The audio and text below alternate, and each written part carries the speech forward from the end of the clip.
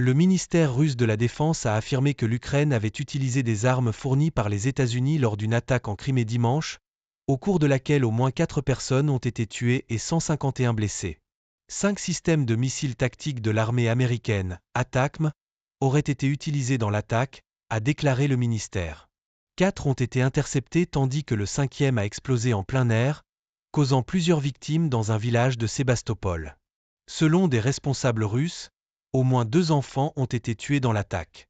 Des vidéos montrent des personnes fuyant une plage près de Sébastopol et certains blessés transportés sur des chaises longues.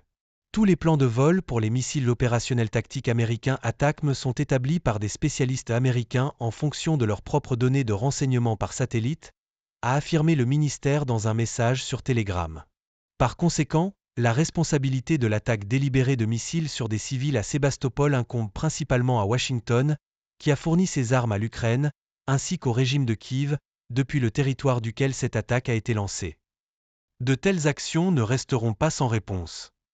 Le porte-parole du Kremlin, Dmitri Peskov, a également directement accusé les États-Unis pour l'attaque, déclarant « Vous devriez demander à mes collègues en Europe, et surtout à Washington, les porte-paroles, pourquoi leur gouvernement tue des enfants russes.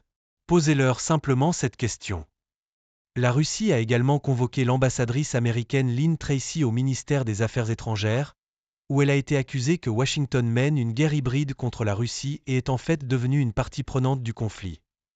Le président Vladimir Poutine a averti à plusieurs reprises du risque d'une guerre beaucoup plus large impliquant les plus grandes puissances nucléaires mondiales, bien qu'il ait déclaré que la Russie ne souhaitait pas de conflit avec l'alliance dirigée par l'OTAN. Ni l'Ukraine ni les États-Unis n'ont commenté l'attaque de Sébastopol.